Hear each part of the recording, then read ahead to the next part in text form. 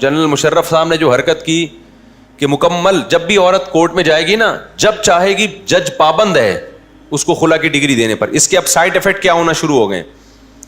ایک کیس آیا چند دن پہلے, ایک آدمی کی شادی ہوئی, بچہ ہوا, بیگم سے بڑی محبت تھی, 2-3 کروڑ کی جائیداد بیگم کے نام کر دی. لوگ کر رہے ہوتے ہیں کہ یار میرا تو جینا مرنا تمہارے ساتھ ہے, اچھے لوگ کر دیتے ہیں یہ کام, ہم ہنسی خوشی زندگی گزاریں گے, یہ کیا میری پراپرٹی تمہاری, یہ کیا ہوتا ہے بس تمہارے نام سے لے لی. آج بھی بہت لوگ کرتے ہیں. بیگم صاحبہ کے پاس جب اتنی ساری پراپرٹی آ گئی, بچہ بھی ہو گیا, بیگم صاحبہ گئی کورٹ, خلا کی ڈگری لے کے پتلی گلی سے. کورٹ کہتی ہے مہر واپس کر دو. مہر 25,000 چل رہا ہے مارکیٹ میں. مہر کیا چل رہا ہے 25,000. 1 سال پہلے نکاح پڑھاتا تھا اس کو بھی 25,000 تھا, اب بھی کیا ہے 25,000 میں 2 گٹکے نہیں آتے میرے بھائی, لیکن وہ چل رہا ہے 25,000 روپے. 2-4 گٹکے کی قیمت آپ سمجھ لو. ابھی تو میں مہمانوں کو چائے پلاتا ہوں نا, تو جو بل بن کے آ رہا ہے مجھے لگ رہا ہے اپنی اتنی مہنگی چائے ہو گئی ہے, پلانا چھوڑیں گے نہیں انشاءاللہ, آپ کہیں غم نہ کریں.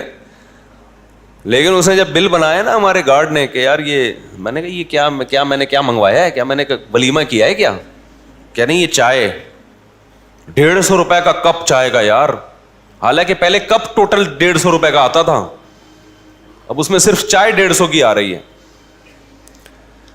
تو خیر باتیں ادھر ادھر بہت ہونے لگتی ہیں. تو انہوں نے کیا کیا, اپنی بیگم کو 1.5-2 کروڑ اور یہ سب ماشاءاللہ, بیگم صاحبہ نے تھوڑے دن میں کہیں سیٹنگ, یا ویسے ہی سیٹنگ نہیں بھی ہوئی ہوگی, کھلا لیا, وہ 1.5 کروڑ بھی گئے کیونکہ پلاٹ تو اس کے نام ہے.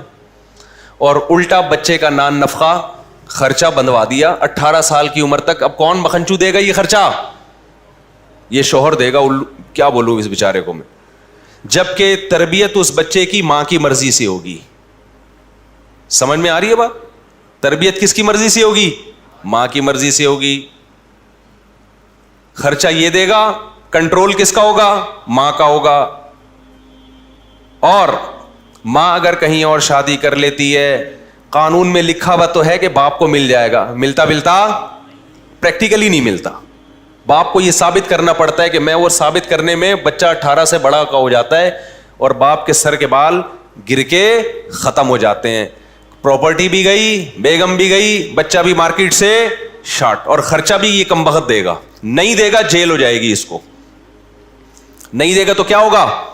کئی لوگ جیل میں پڑے ہوئے ہیں اس چکر میں, اور دانت پیس رہے ہیں وہاں بیٹھ کے.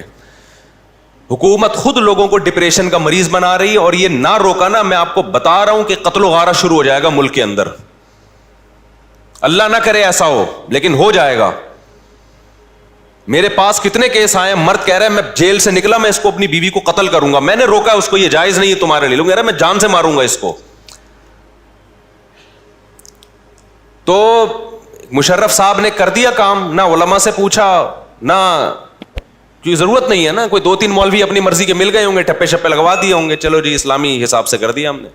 اس کے خلاف احتجاج کرو, ٹویٹر پہ احتجاج کرو, فیس بک پہ احتجاج. یہ تمہارا خاندانی نظام کی ایسی کی تیسی, اس کا رزلٹ عورت کے حق میں خطرناک نکلے گا. کیسے خطرناک نکلے گا؟ جب مرد کو پتا چلے گا نا کہ یار میں اگر اپنی بیگم, ابھی مرد کو پتا یہ میری ہے, میری مرضی کے بغیر جا نہیں سکتی. مرد جان نچھاور کرتا ہے, بھائی بیگم یہ سب تمہارا ہے. مرنے سے پہلے بیوی کے لیے گھر کا انتظام کر رہے ہوتے ہیں. لیکن جب مرد کو پتا چل گیا نا کہ طلاق کا حق اس کے پاس بھی ہے, وہ ہاتھ کھینچ لے گا اپنا. وہ کہے گا اس کو ٹیشو پیپر کی طرح استعمال کرو بھائی, کوئی بھروسہ نہیں ہے کل اس کی نیت چینج ہو جائے. ٹائم پاس کرو, انٹرٹینمنٹ کے لیے بہت اچھی چیز مل گئی ہے. ٹائم پاس کرو, زیادہ فری کرانے کی ضرورت, یہ ہوگا کل جب واقعات آئیں گے نا. یار اس نے پراپرٹی دے دی تھی, اس کی بیگم نے خلا لے لیا. مجھے پتا ہے ساری عورتیں ایسا نہیں کرتی, لیکن کچھ تو کریں گی نا. اور آپ کو کیا پتا چلے گا کہ میری والی کرے گی کہ نہیں کرے گی؟ نیتیں بدلتے دیر تھوڑی لگتی ہے. تو نتیجہ کیا, آدمی ریزرو رہے گا. بھائی شادی ہو گئی ہے, ٹائم پاس, جیسے گرل فرینڈ کے ساتھ کیا ہوتا ہے ٹائم پاس. پراپرٹیاں تھوڑی نام کرائی جاتی ہیں گرل فرینڈ کے, ایک آدھ چائے وائے کا کپ پلا دیا جاتا ہے. اب تو چائے اتنی مہنگی ہو گئی, اب گرل فرینڈ کو کوئی چائے پلانے کے لیے بھی تیار نہیں ہے. حقیقت ہے. اب گرل فرینڈ بولو چائے, آدھی چائے تو تو پیسے دے گی آدھی, یا تو تیرا باپ دے گا یا تو دے گی. تو مہنگائی اتنی بڑھ رہی ہے, تو اس کا نقصان ہوگا عورت کو. مرد شادیاں کرنا چھوڑیں گے, کریں گے تو وہ وفائیں بیگم کے ساتھ نہیں کریں گے. یہ جو اسلام نے مرد کو ڈیورس کا حق دے دیا نا, یہ بہت بڑا احسان عورت پہ کیا ہے. مرد کو احساس ہے یار جیسی یہ ہے کس کی, میری, یہ میرے ہونے نے بہت زیادہ حقوق دلوا دیتے ہیں. خواتین مثالیں دیتی ہیں, وہ فلاں عورت پہ اتنا بڑا ظلم ہو گیا, فلاں پہ ظلم ہو گیا. اس کا بھائی وہ چند پہ ہوتا ہے, 100% تو دنیا میں کوئی بھی ٹھیک نہیں ہوتا, لیکن اس کا ایسا طریقہ اختیار کرنا کہ مرد وفا کرنا ہی چھوڑ دیں, اس سے تو سارا سسٹم کیا ہو جائے گا, تباہ. اور جب سارا سسٹم تباہ ہوگا پھر ہوگا کیا, جب مرد شادی کرنا چھوڑیں گے کہ یار وفا کرنا چھوڑیں گے, تو ادھر ادھر پھر عورتوں میں دل بہلائے گا آدمی,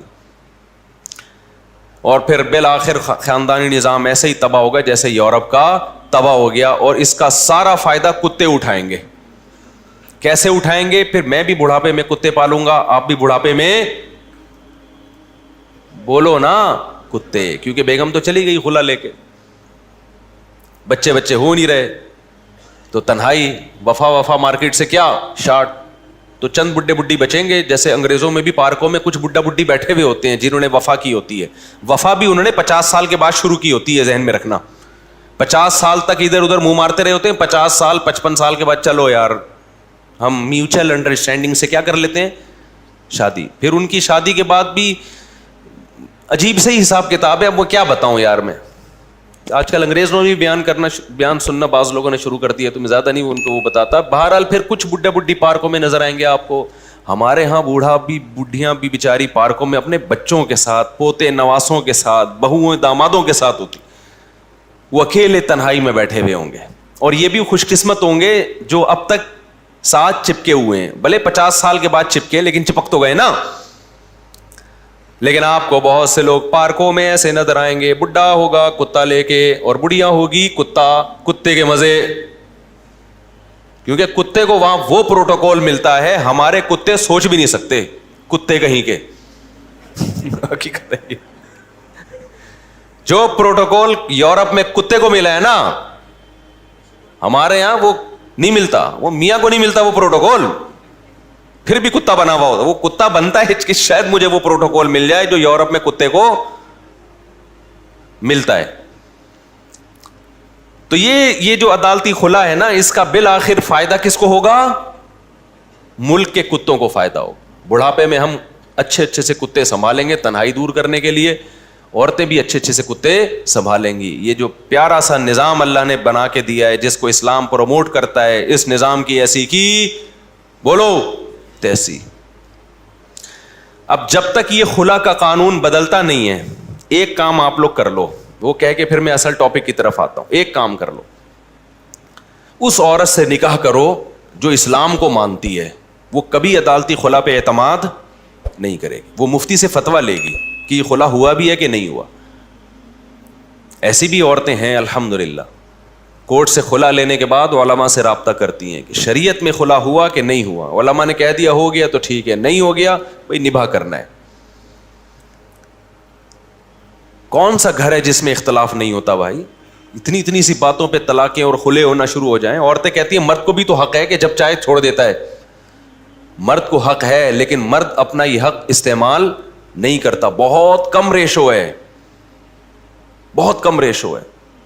100 میں 1% لوگوں کے ہاں بھی طلاقیں نہیں ہوتی ہماری سوسائٹی میں, کیونکہ مرد کو یہ جو احساس ہے نا کہ یہ میری ہے, یہ احساس اس کو بیوی کو روکنے پر مجبور کرتا ہے. یہ احساس مجبور کرتا ہے کہ بھئی میری فرما بردار بن کے رہے گی. میری چند بیسک چیزوں میں اطاعت تو ہر عورت کر رہی ہوتی ہے, جو بھی تھوڑی سی بھی جس میں غیرت ہے. باقی 100% تو بھائی دنیا میں کوئی ٹھیک نہیں ہوتا, کوئی ٹھیک نہیں ہوتا دنیا میں 100%.